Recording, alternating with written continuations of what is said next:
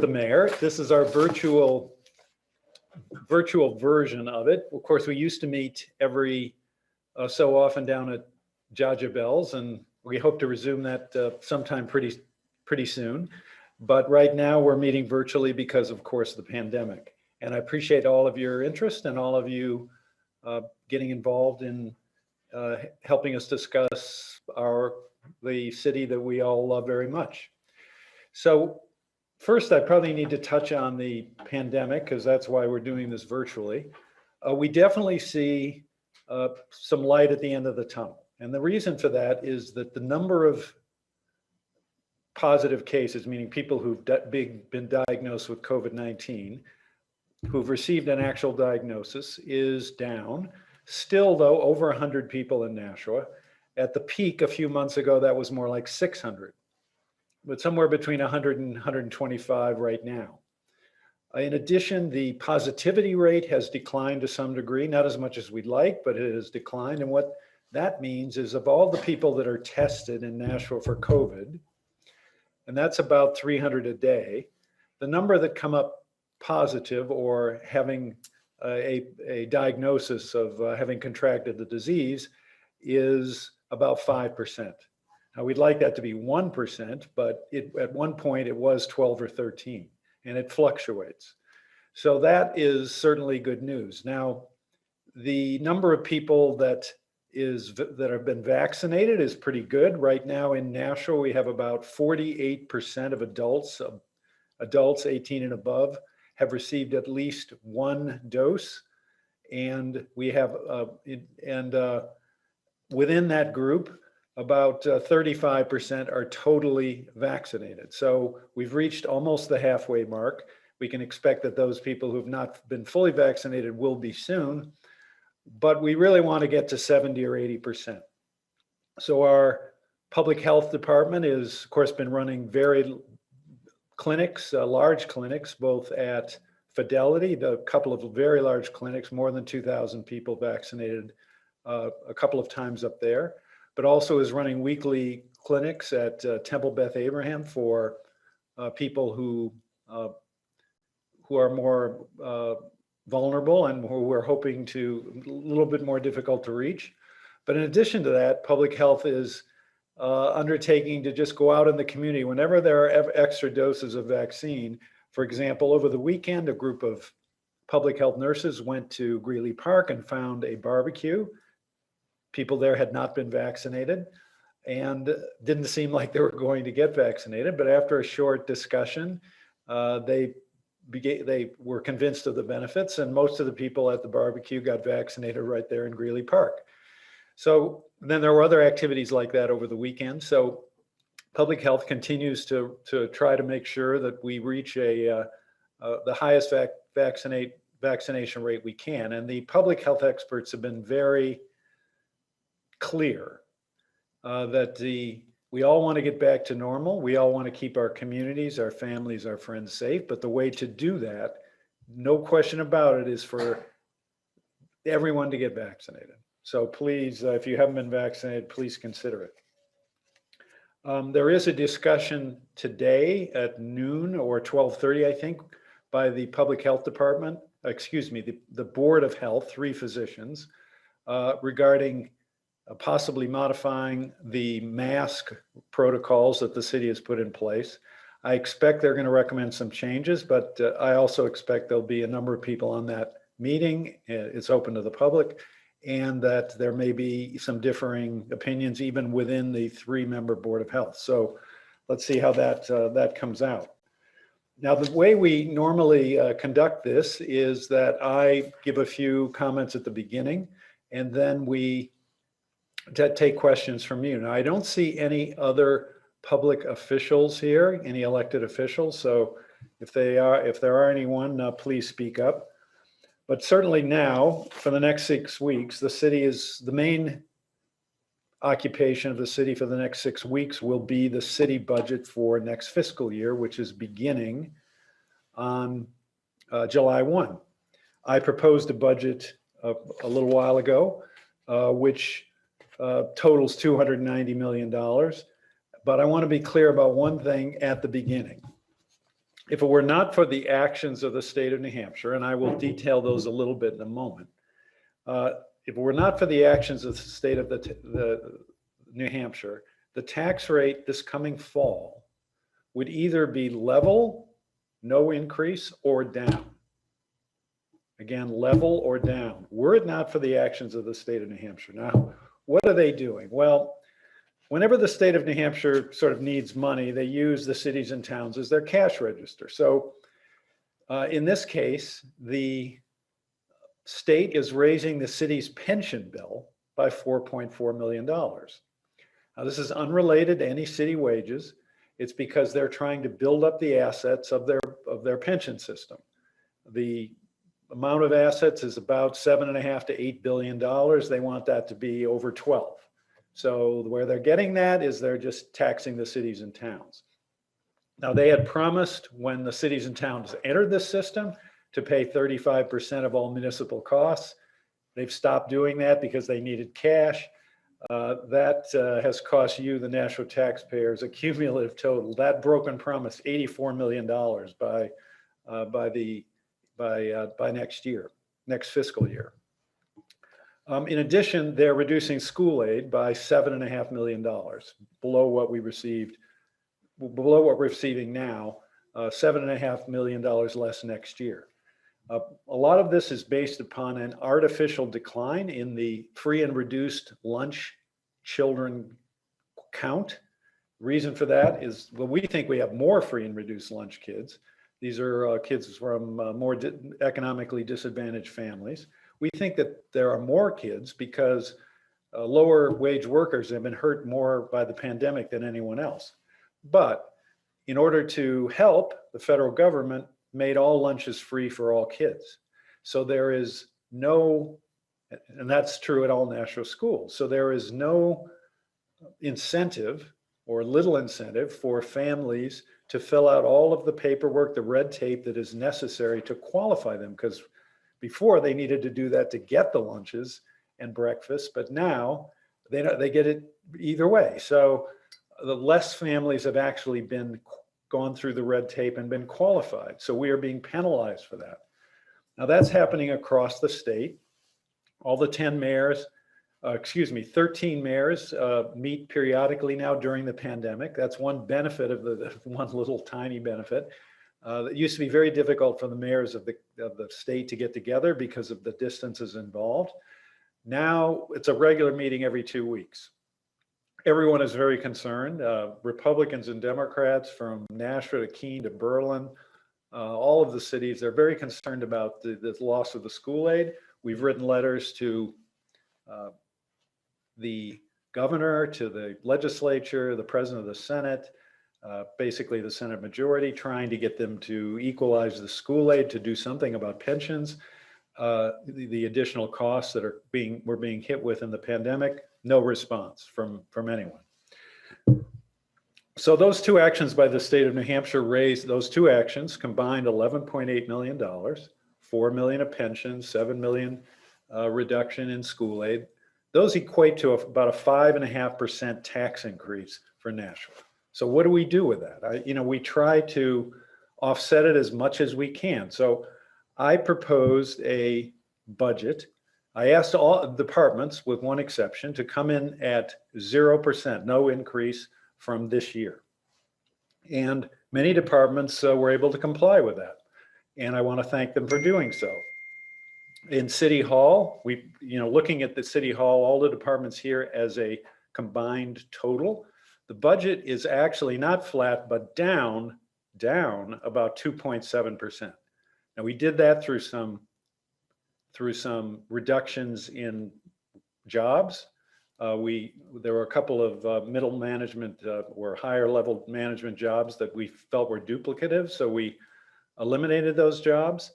And also, we made some changes to the city's healthcare plan, the HMO plan, which City Hall workers, employees have adopted, and that saves them and the city money. So when you combine those two effects, City Hall budget is down 2.7%.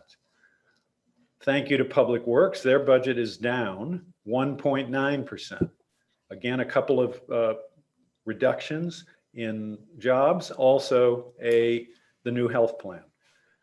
Thank you to Public Works. The public library down 1.8, 1.9%. So those departments have worked very hard to help you, the citizens, the taxpayers of Nashua, to deliver quality services while reducing costs in view of what the state is hitting us with and regarding as a result of the pandemic. Now, some of the departments have not been as interested in cooperating in our efforts to keep the taxes down. Fire came in with a 4% proposed 4% increase. Police close to 3%. Now, unlike the other department, they say they need the money. These departments have gone up. Certainly I respect all of the work, appreciate that the firefighters, the police officers do for the city, what those departments have done and the sacrifices that have been made over time. But we do have to consider the taxpayers as well. So I had asked them, those budgets have gone up far more than other city departments over the years. So I asked them to also try to come in at zero. They could not do that apparently. And so in the budget I proposed, I did propose a compromise. Unlike the 0% I'd asked them to do, I just felt we just can't not afford a 4%, 4% increase with what's going on. So I proposed 1.7% for both departments. How did I get that? That's the cost of living. That is the average of the 3 last years, CPI over the last 3 years. So to me, a reasonable compromise seems like a 1.7% increase. And we'll see what the Board of Aldermen does with that. Seems like they're going to still ask for more money. And again, the Board of Aldermen ultimately makes the final decision. With respect to the schools, I was concerned about the disruption that occurred as a result of all the online learning. Some kids are not connected or well connected online. Others may, have trouble learning that way. So I wanted to make sure that they have the funds available to address this disruption. And so with them, I asked for a 1.7% increase, and they did a very good job. Or I asked for 1.5, and they did a very good job of coming in close to that. Now, those are some of the major issues that we're facing with respect to the budget. The Board of Aldermen now considers it. Their hearings are beginning on Thursday, and I expect they will vote on the budget sometime or near the end of June, just before the end of the fiscal year. Now, at the same time, we are continuing a number of improvements that we think are important to residents. We are continuing our paving plan of action. We have paved, by the end of this year, we will have paved 120 miles of streets out of the city's 300 miles over the past 5 or so years. And we've done what we call crack sealing, about 70 or more additional miles that preserve streets for a few years, much less expensive than paving. We are moving forward with the Riverfront Master Plan that's in design. That will, make many improvements along the Nashua River to enhance the beauty of that natural asset that we have in the middle of our city, a city's namesake. We are continuing with the middle school projects. The middle schools are being improved. First, Fairgrounds was expanded and upgraded to incorporate state-of-the-art technology as well as solar power. So that school will be totally solar powered. Pennachuck is now in the works, and then a new school will be built to substitute for Elm Street. A very detailed study that the city did indicated that building a new school was actually less expensive than trying to deal with the outmoded Elm Street for reasons that I could describe. And and also Elm Street never could have athletic facilities or outdoor space, and might even have to retain those temporary classrooms. So the decision was made to go forward with a new school. So Those are some of the things that will continue as we look forward into these into the coming years. But that gives you, I think, an overview of the budget situation, at least as I proposed it. Now we have some people on here who are going to discuss for a little bit the cable TV relicensing procedure. This is something that a lot of people have been asking about.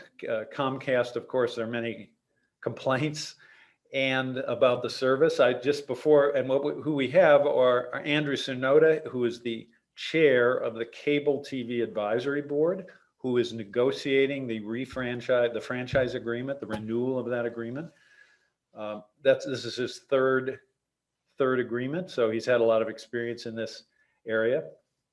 And he can give you a little more of the details, but bottom line is we do not have authority to regulate the content. We don't have authority to regulate the price. So the major items that people are concerned about, by federal law, we have no right to intervene at all. But there are a few things around the edges that we can try to accomplish. And Andrew can brief you a little bit about that. Steve Bolton is always on, also on, the city attorney. He's involved with that as well. Another thing I wanted to mention before we go to Andrew is the master plan. Right now, the city is undertaking the first master plan that we've had in 20 years. State law mandates that there be a master plan, but doesn't say how often you have to renew it. The idea is to look at the future of the city. The name of the exercise is Imagine Nashua, and we are asking you, the citizens of Nashua, to try to imagine the way you would like our city to evolve over the next 10 or 20 years. Now, of course, the residential neighborhoods will largely stay the same, or will stay the same, but there are areas of the city that are clearly evolving and changing. Downtown is one, certainly. Some of our commercial sectors, Amherst Street, Daniel Webster Highway, certainly there's a lot of discussion around those areas. And we've taken a look at Daniel Webster College as well, an area that could be redeveloped or changed. That is not owned or in control of the city, but we're just trying to look at what could happen there, owned by a gentleman from China who may not have understood exactly what he was purchasing. And therefore, it has remained there for several years since that was sold in a bankruptcy court in Indiana. It sold for $12.5 million. He may have overpaid for that, I don't know. And he outbid by a lot all other bidders. But we're still, so we want to just kind of come up with a plan there and maybe present it to the owner. Hopefully, maybe we could proceed with something that would be very positive for the owner and positive for the city. So those are some of the things that are going on now. Again, we will get to your questions as soon as we can, but I wanted to, in light of all of the interest there's been regarding cable TV, we'd like to go to Andrew. Thank you, Andrew, for joining us to just give some more detail regarding the cable TV relicensing, refranchising process. Thank you, Mr. Mayor.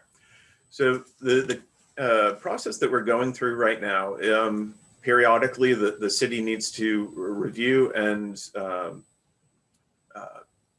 update its franchise agreement with the cable providers in the city. We have a single cable provider right now, Comcast, and our current agreement was for 7 years. The legal framework that we're operating under to create these agreements is an act that was originally passed in 1984. So it didn't necessarily anticipate, and it was updated in 1992 and in 1996. So basically, mostly pre-internet.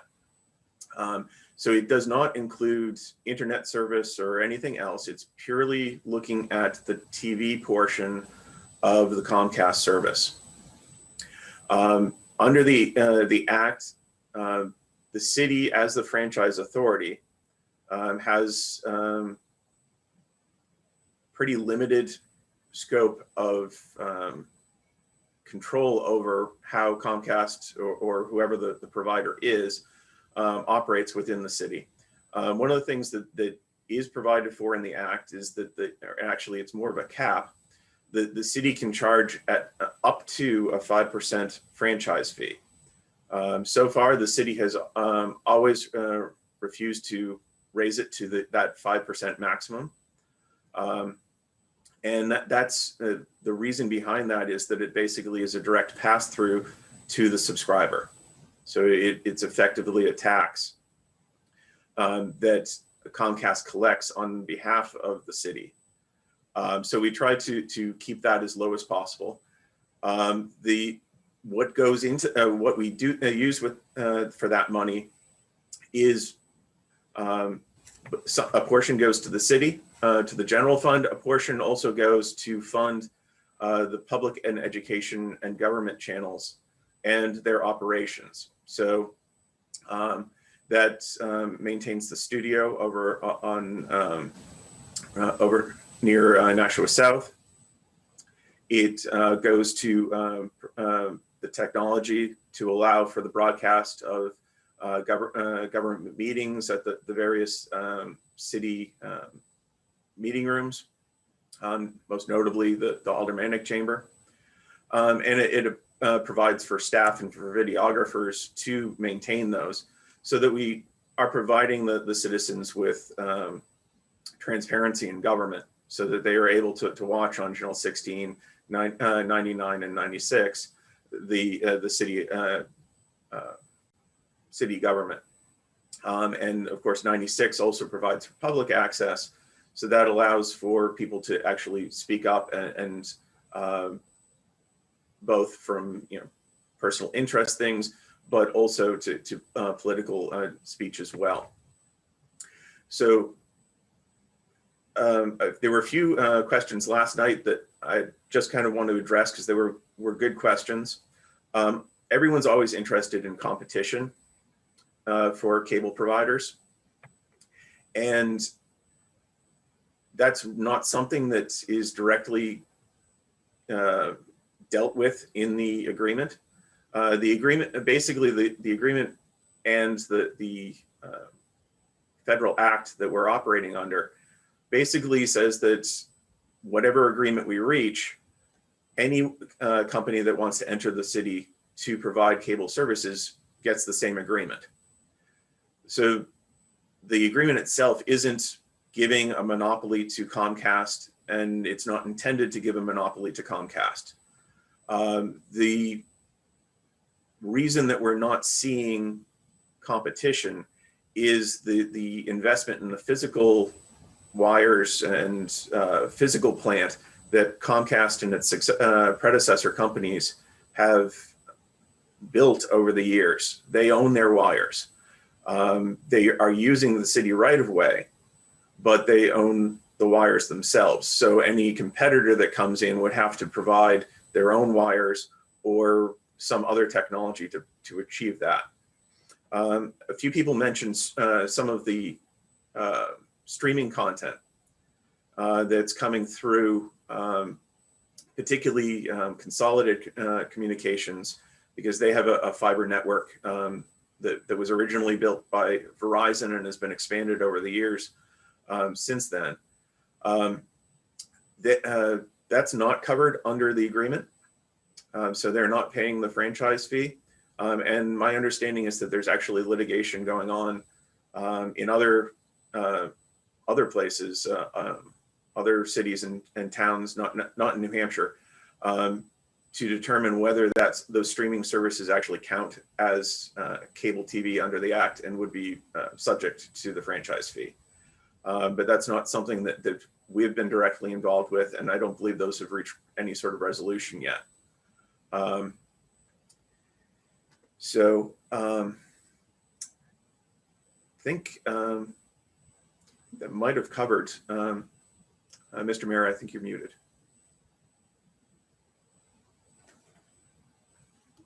Thank you, Andrew. I think you've answered a lot of the questions. I don't know, Steve, do you have anything you want to add or at this this point. Steve Bolton, the city attorney. Thank you, Mr. Mayor. I think Andrew did a fine job of explaining the situation we're in. There are some things we can do. We can hope for improvement in customer service. We do require them to have a customer service location in the city, and we don't expect that to change. But for the most part, the things that people tend to be interested in are beyond our ability to control pursuant to the federal law and regulations that apply.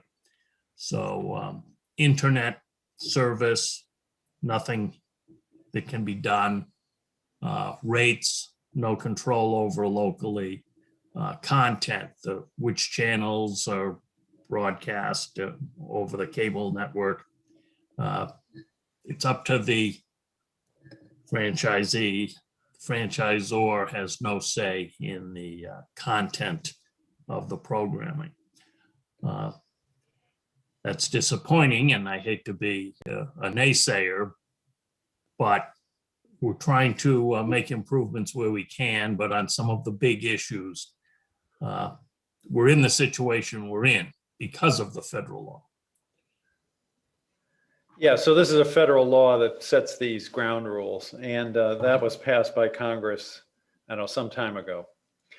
All right, well, does anybody have any questions about the cable before we go on to something else? I think I saw some in the chat. Which was, I didn't see that.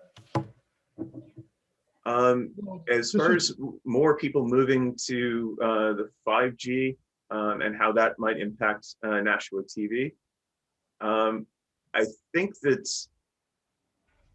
Oh, there is this, oh, I'm sorry. I'm sorry. If people are cutting the cord, that is going to impact the number of cable subscribers and the amount of money that is collected under the franchise fee, which is the source of the funding for Nashua TV. So it will impact the funding overall.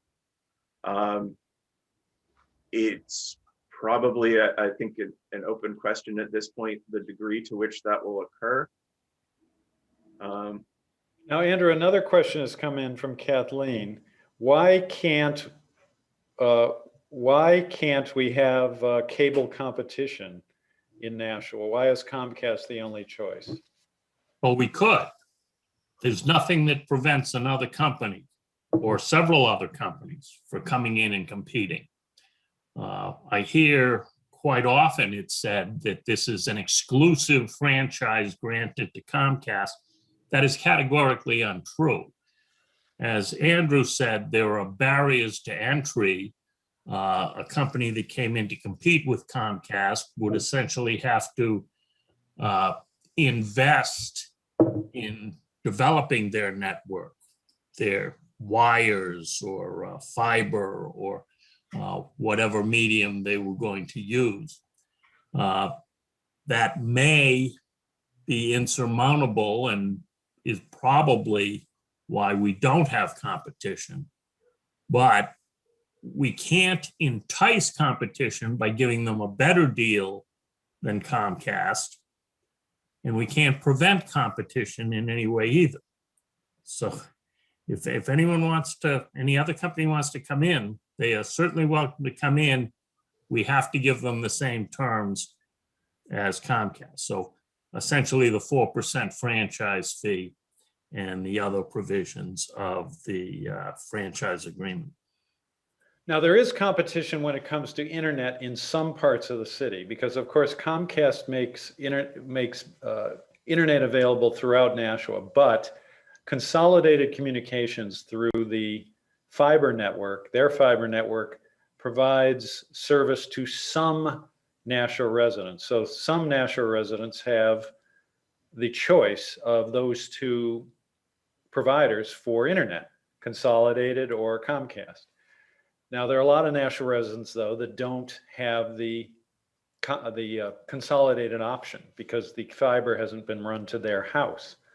Now, we understand that Consolidated may have plans to expand and, in fact, greatly expand the number of Nashua homes that have the fiber option, the consolidated option. They're undertaking, we think, a large group of improvements throughout New England. And we think that potentially a lot of Nashua houses will be offered the consolidated service. And if that's going to happen, that's going to happen relatively soon. So we are encouraging that. And if Consolidated does expand to other Nashua homes, then of course people would have more competition with respect to at least the internet portion. So the question, there is now another question from somebody about this issue of the Consolidated and Comcast. Again, Consolidated, we think, has plans to expand into other areas of Nashua, and that seems like it may occur pretty quickly. So once those improvements are announced by Consolidated, then we'll know more specifically what their plans are. But we think there'll be many, many more Nashua homes that will be fiber consolidated, be able to connect with internet that way. So there will be competition in a much greater part of Nashua, we think.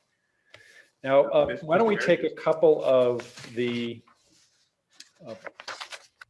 questions that were submitted and then just turn to your verbal questions. David, who is on the call, would like ask this question, or says this: I would like to suggest that the section of Main Street between Alds and East Dunstable Road, so that's south of downtown, be reconfigured. In that section, local residents cannot safely cross the street on foot, and motorists are at risk when entering from driveways and side streets. I suggest having one travel lane in each direction and a signaled crosswalk. Thank you, David, for the question. You may live in that neighborhood. Well, this is something Public Works has looked at, and this has come up before, because South Main Street, that section down really south of not only Alds, but also south of Hollis Street, very, very busy, a lot of traffic. And Public Works is reluctant, except at signaled crosswalks, to encourage people to cross that street, because just painting a crosswalk, according to our traffic people, creates a feeling of safety by the pedestrian. Oh, if I enter this crosswalk, nothing's going to happen. Well, according to Public Works, given the volume and unfortunately sometimes the speed of that traffic, that crosswalk wouldn't really provide a protected crossing, and it could endanger people and kids who are trying to use the crosswalk. I mean, these pedestrian accidents can be very, very serious. And I know that from personal experience. My daughter, who lives in California, was hit by a car recently in a crosswalk and suffered some very serious injuries as a result. So this is something we continue to look at. The other part of the question asks about narrowing the street. Now, certainly we'd have to look at that with traffic experts. I mean, what would it do for the traffic flow? I mean, but I certainly sympathize with the point that we want our neighborhoods to be more pedestrian friendly, more, people friendly. And that's what we've tried to do downtown with the expanded outdoor dining. Now, it has created a little more traffic congestion downtown, but the whole area is far more full of life. People really enjoy the more pedestrian friendly, people friendly atmosphere in downtown as a result of reducing the number of travel lanes. Now, could that be done in that section south of downtown? We'd really have to look at that carefully from a traffic perspective. And that may be worth doing. But throughout Nashua, we'd love to make our neighborhoods more pedestrian friendly. It's just, the question is, where can that be accomplished and at what cost?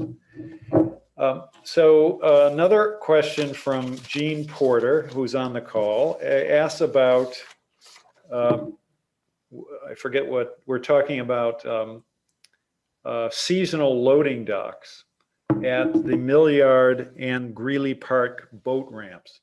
Now these, as I understand it, would be help people get into kayaks and other kinds of boating, other kinds of boats that people launch at our boat ramps. Now we added a very expensive boat ramp on the Merrimack River. Really great project. We got a $200,000 grant, and then the city added to that considerably. I think the total cost was about $400,000 or $500,000. But redid everything, a major improvement in access to the Merrimack River. At Greeley Park, you see, that's right out by Stella Stadium, the entrance to the river there, upriver from the Mine Falls Dam. You see one of these portable docks. Now we've looked at this, and it's just a priority cost consideration.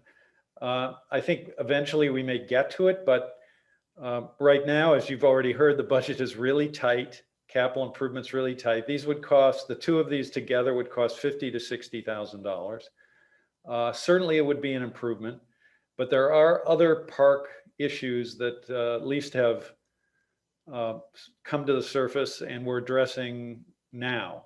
For example, we have a couple of pickleball courts or a couple of tennis courts we're trying to convert down at the Shady Lane Park to pickleball, one of the activities that many seniors in the city really enjoy. That was budgeted at $55,000, but of course, turned out the costs were a lot more than that. So we're trying to do that in-house. Another project that really is waiting and has been waiting a long time is the revival of St. Andrew's Park, which is a little park, a little league field and other park, playground and some other things down in the south end. And there we have tried to, we still haven't come up with the funds to revive the park. It's on Harris Road. That needs to be a top priority. So we'd like to do these boat ramps, but we're just trying to reach them in terms of a funding issue. How much can we afford, and what about the projects that are ahead of that? There are some other written questions, but some of it, one more, maybe Peter Schaefer, who's on the call, has asked about various plans. One is the East Hollis Street Rail Trail. Now this would extend the walking rail trail that now exists from City Hall to the west, almost to Simon Street. This would extend that out to where extend it from Main Street going east along the old rail line to the Henry Hangar building. That we received a grant to make that improvement. It's not quite enough to pay for the project, and there's a local match, but we've budgeted the match, the local match, which is 20%. The total project cost is $1.2 million or so. That is in design. So it's been surveyed and it is in design. We are waiting for the grant funds, which we haven't gotten yet. We expect the design to be done this year and the construction to take place next year. We are also working with Congresswoman Custer's office to try to obtain additional funds for that to kind of upgrade the finish of it.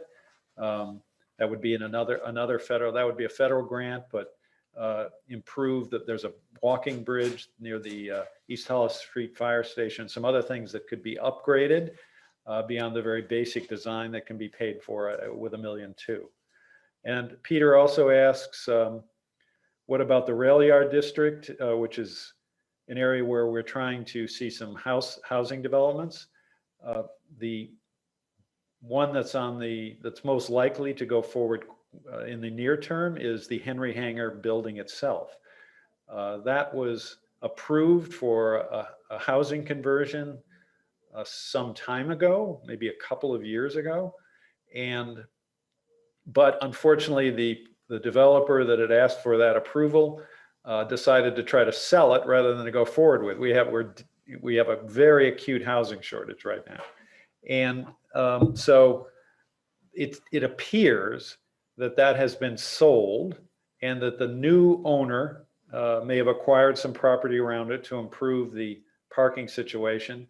And it appears that new owner intends to go forward with a conversion of Henry Hangar, which is, very much in disrepair, to 80 or 90 units of housing. Now, why don't we go to verb, any questions or comments you have you'd like to make that you didn't submit in advance, and see what kind of comments, thoughts you have. So does anybody have anything you'd like to raise? Gene, I see Gene Porter is raising, I see you're raising your hand. Yeah, thanks for explaining the budgetary priorities on the boat ramp thing. I would only add that young people don't mind getting into the water to get in and out of their kayaks, but us older folks that are getting into fishing boats, it's a safety issue of having to get in the water to get into your boat. So a temporary dock would be very safety oriented, not just convenience oriented. My other question, I have just forgotten. That's all right. We can come back to you. Well, Okay. we'd like to, we really want to improve the rivers and make these rivers something that people can enjoy. I mean, one of the features of the Riverfront Master Plan is some docking on the north side of the river, just west of the Main Street Bridge. That's again in design. Design, when you're dealing with improvements along a waterway such as this, is not, is a time-consuming process, because there need to be permits obtained from various environmental agencies like the DES, Department of Environmental Services up in Concord. But there is some docking on the north side. Now, whether that would provide the safe access that Gene is talking about, I'm not sure, but I think we can get to these docks eventually, but we do have various, budget problems and other recreational needs that we've been trying to meet for some time. And someone asked, well, it'd be nice to have a kayak launch. Yes, or what's the question? The bridge. Oh, work by the bridge to Hudson. So this is again from Peter. So there is, the state has a project that would address or attempt to address the traffic congestion that exists just on our side of the bridge to Hudson at the end of Canal Street. And that project is in design and is expected to proceed soon. I'm not this year, but I'm not sure of the exact date on that. I can get that, but that is a state project, some millions of dollars.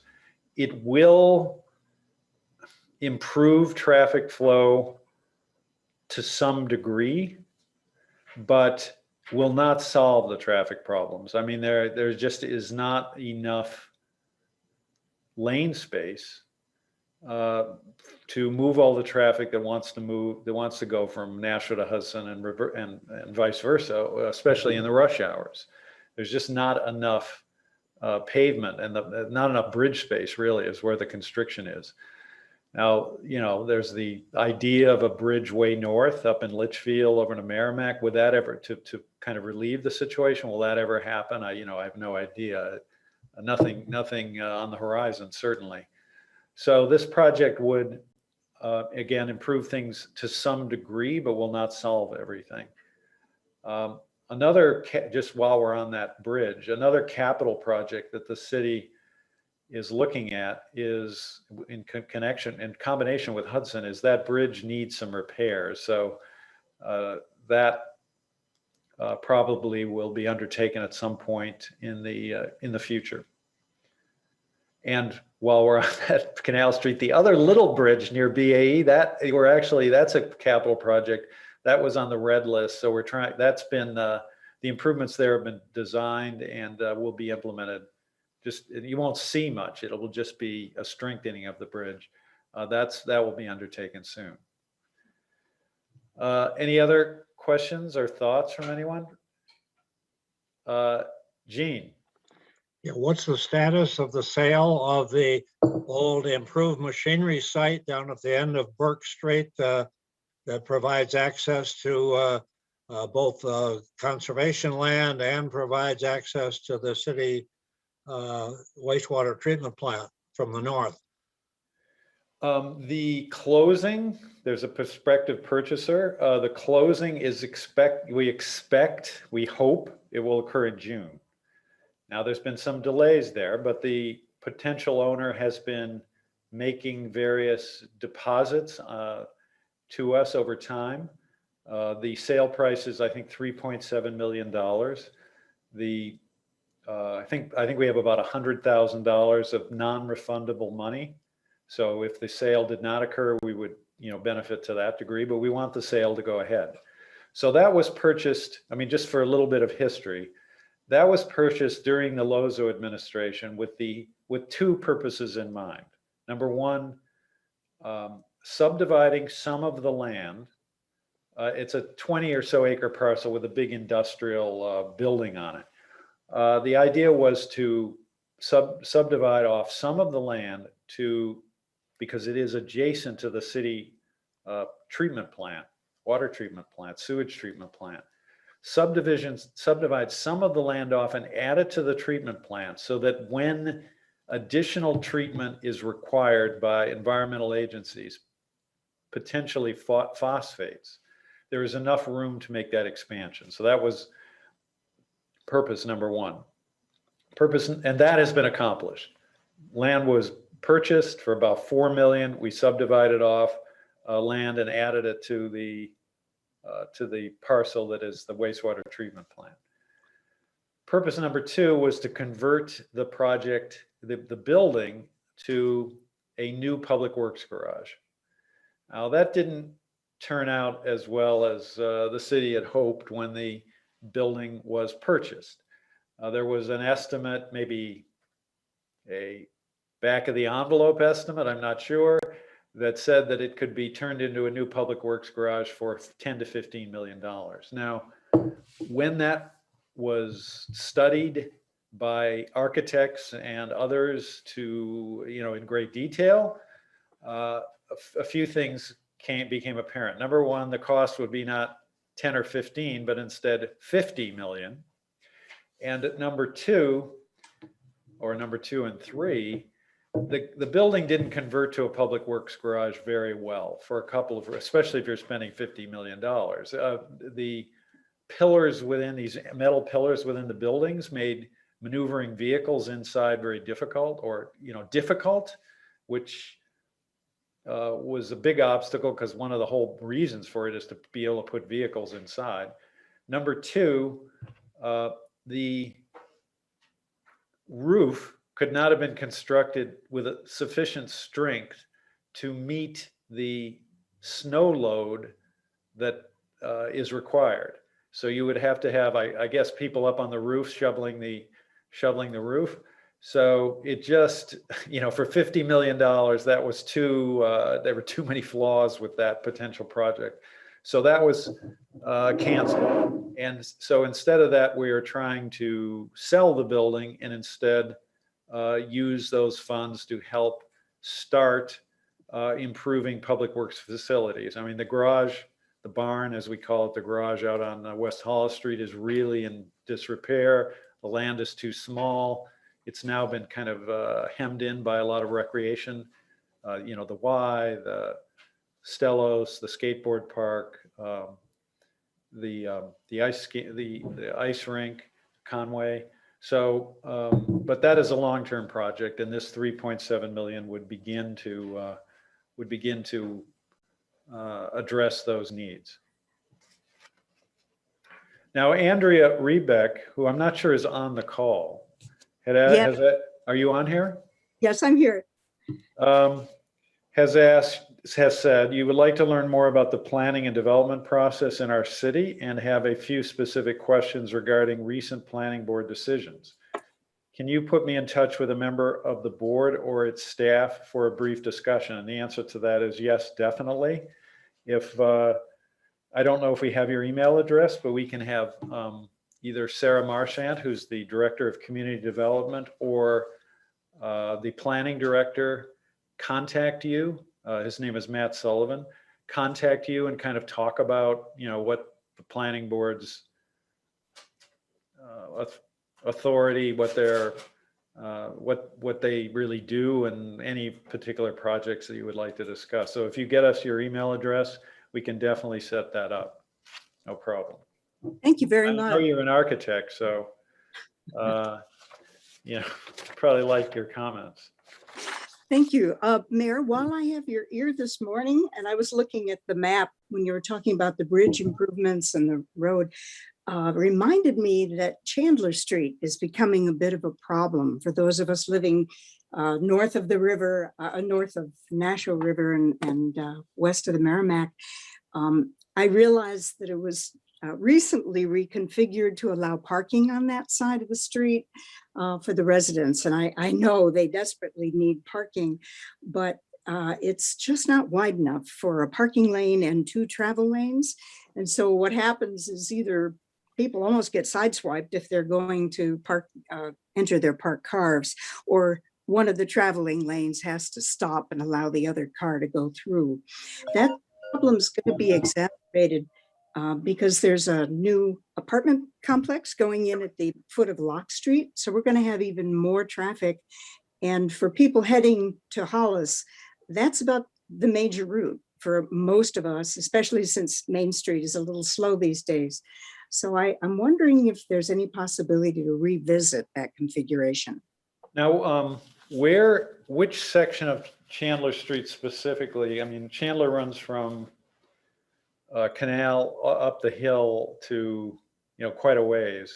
Yes, I would say it's mostly between Lock Street and Canal Street. Yeah, sure. We can take a look at that. Thank Now, you. there is, I mean, it wouldn't specifically address what you've asked about, but there is we are hoping, and we think we can make some major improvements in that neighborhood in this regard. We received a grant, a competitive grant, to widen the sidewalks on Lock Street. Now the reason for that is a walking route to school, specifically Mount Pleasant. And the sidewalks are very narrow and very old, as you probably, you must have observed, right? And they are not handicapped accessible, meaning there are poles and other obstructions within the sidewalk. And in addition, in the winter, these same obstructions prevent Public Works from really being able to plow the sidewalk adequately so kids can walk on it because they can't get around the poles and stuff like that. So we got this grant to expand the sidewalk. That would require narrowing the street. And then the idea is to make Lock Street one way between Whitney, down near Foster Square, between Whitney and Chandler, and make Whitney Street one way the other way, and have a one-way pair, and make the whole area a little more pedestrian friendly. Again, not specifically directed at your question, but at least, sort of in that neighborhood. The money, we haven't yet received the money, so there's some design work going on, but we haven't received the money. There's always a long delay in getting the money after the grant is awarded. This is a so-called TAP grant, which is a kind of an alternative transportation grant. But we will look at the issue of the Chandler and Chandler parking versus travel lane issue. Thank you. I know it's a tough one, but that's an old part of the city where houses are right up to the street. And I'm all for improving pedestrian safety, especially. But I also think there's a safety issue because there's very little access out of that lower part. I live on Atherton, and we really have only two ways out.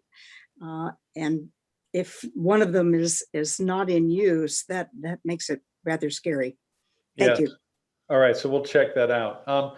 I don't think that, you know, I don't think that the apartments on Lock Street are going to add much. I mean, people always are concerned about what a residential development might do. But if you take an example, and that's about what, like 20 units or something, 15 or 20. There were 200 units added to Franklin Street at the Lofts 34 conversion, and that's a really narrow street. And people were saying, "Oh my God, 200 units, that's going to be like you know, like traffic nightmare over there."